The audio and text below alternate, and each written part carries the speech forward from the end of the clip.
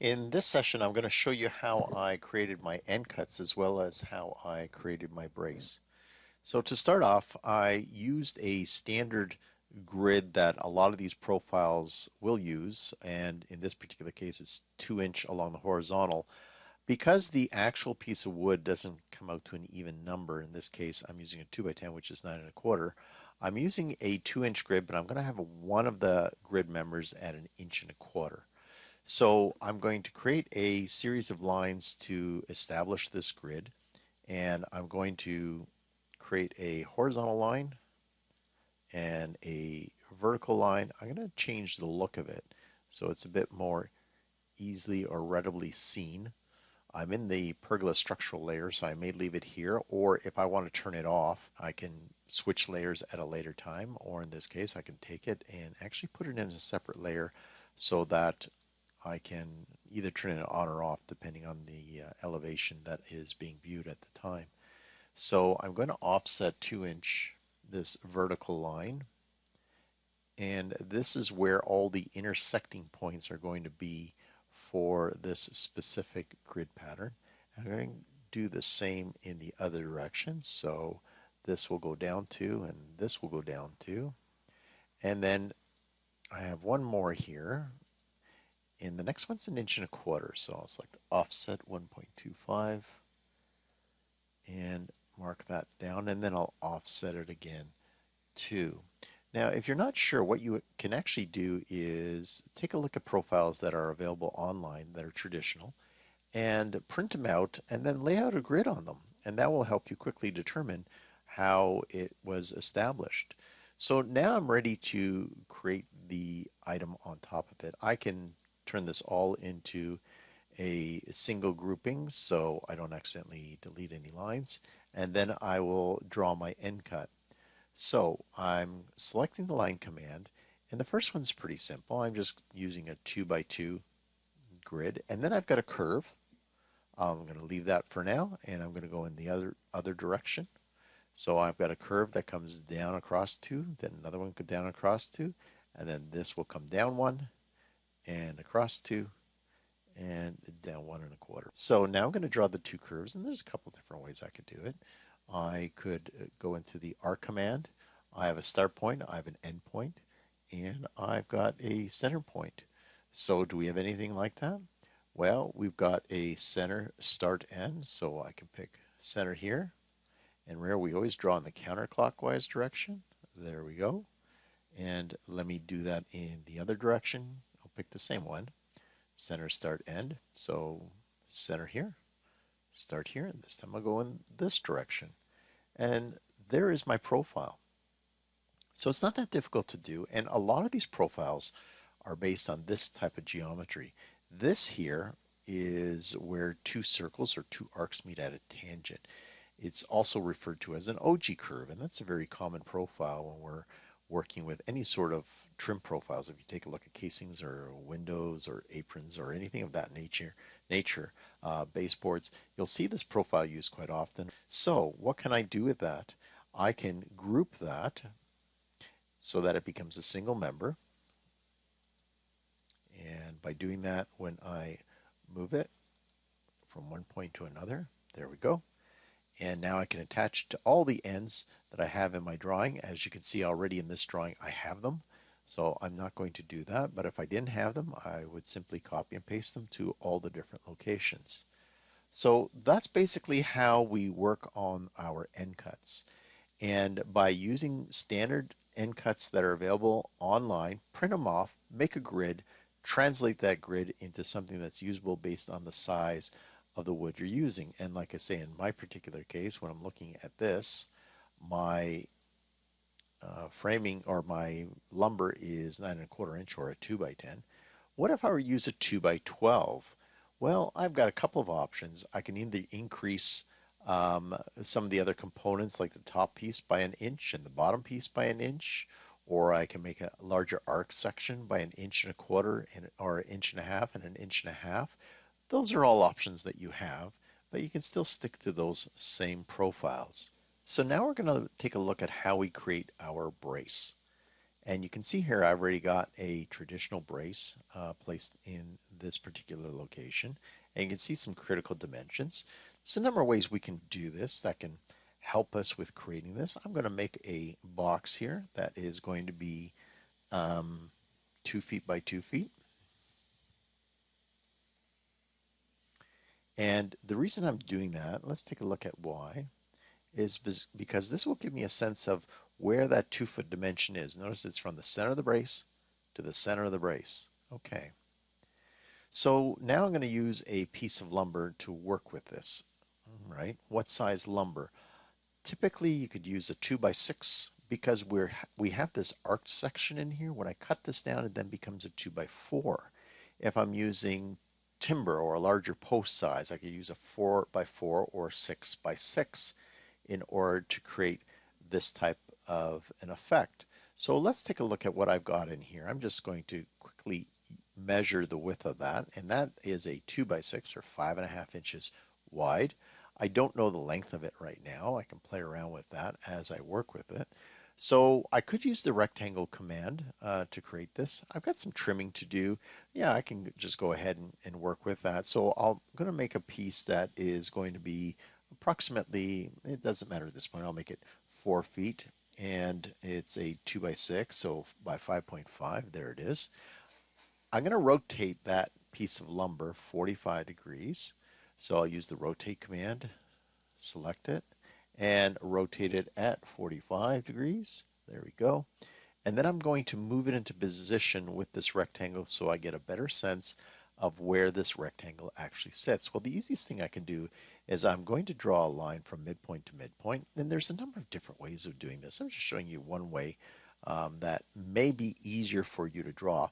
The reason I did this, because now I can move this square that I create anywhere along that shape, and that gives me the exposed edge or the exposed element that I'm going to actually see from one side to another.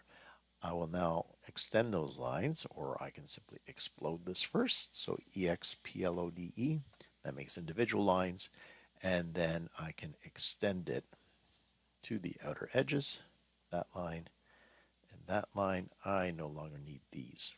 So I do know that that is where it's going to meet the framing. And the rest of the wood is what I can use to um, manipulate so that I can have my tenon as well as the extension that goes up into the post. Okay, so the actual joint or the tenon member that's going to come out here, how big am I going to do this? I want to make sure that I have something of substantial size, at least 2 inches. So I'm going to offset this line 2 inches. And now I can draw the member. Here we go. And I can draw that in here. Now, we can either chunk it off right at the base like this, and this is the portion that's going to be in the post, or as I've shown, I've given it a bit of a recess so I don't see the joint. The only reason we do that is when we actually put it in the wood and the wood shrinks a bit, there may be a gap underneath. But if I actually change that, let's see if I do it about an inch, like that. Then I've got a shoulder here, which will actually provide a bit better support too. So now I've got my actual tenon that I'm going to use. So I'll fillet that. Here we go. And this is going to go to there. I want that length. I don't need this anymore. And I can trim to here.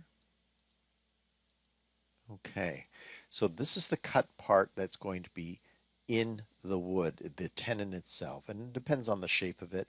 It may be slightly narrower. So we want to shoulder or provide a bit of wood on all four sides of this tenon so it fits into a nice notch, and then we don't have any challenges with the wood shrinking and it having any kind of holes.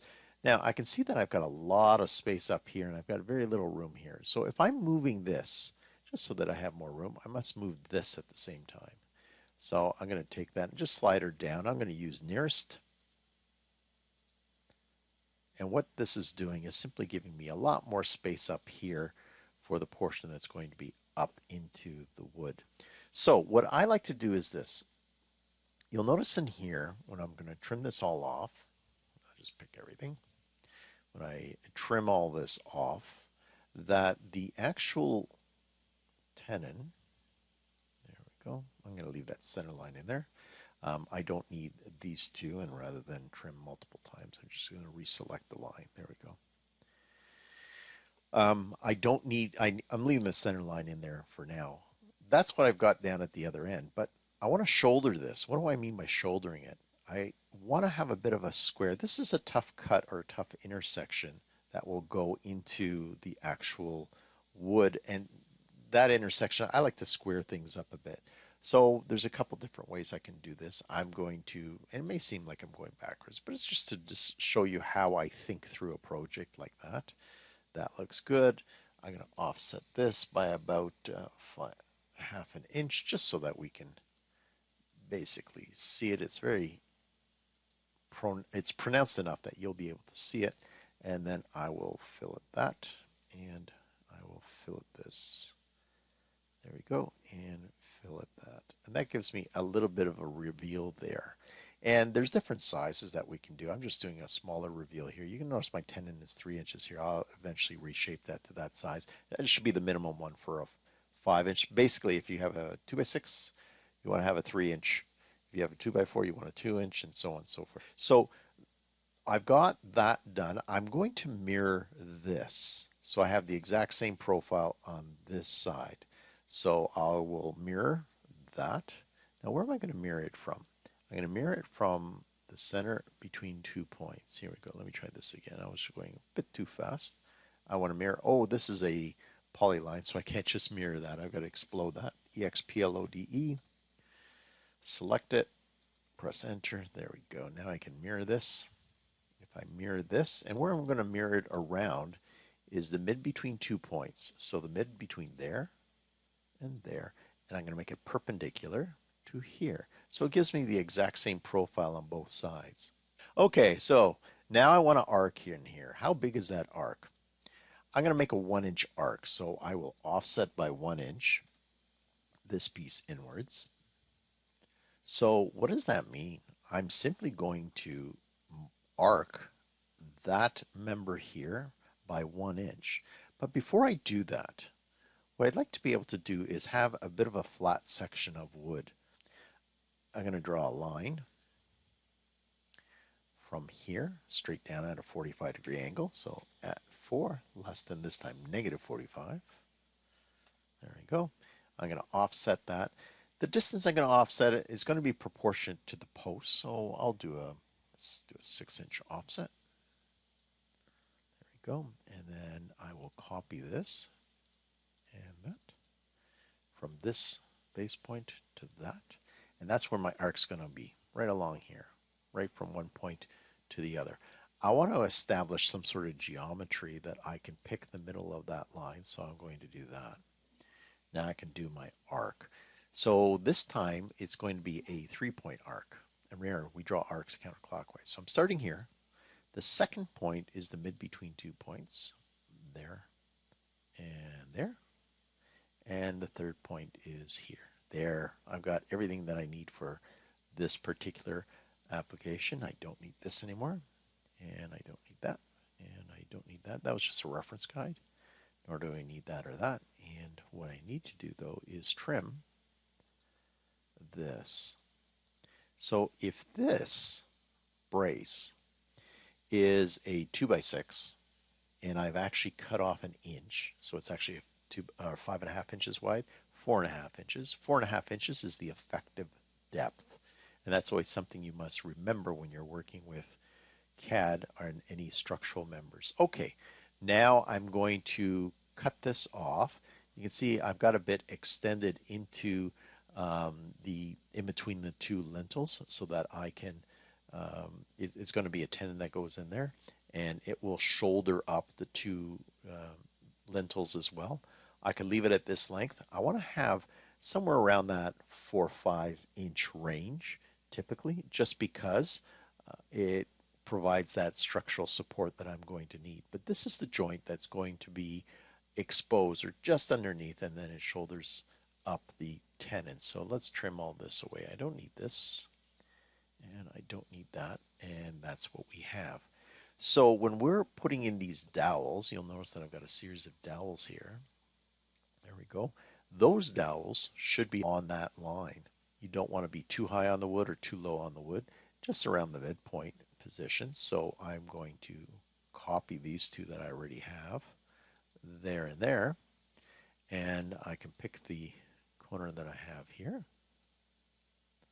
That's where the dowel positions are going to be for my wood.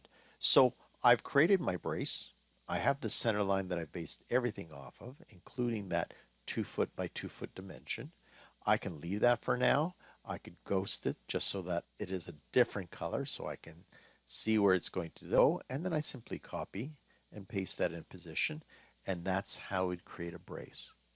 So some of the essential elements to remember when you're creating that brace, the effective depth, giving the shoulder of the brace so that tenon sits into a pocket, and because that tenon is narrower and shorter than the actual piece of wood, it's going to fit in the pocket and you won't see any gaps because it's completely in the mortise hole that we've routed out to have that fit in. That's enough for that piece right there, and then we place a couple of 1 inch dowels through the top portion, and that's enough to secure our project. So I've shown you how to create your brace. I've shown you how to create your end cuts, and then you can go on and complete the top portion of your project.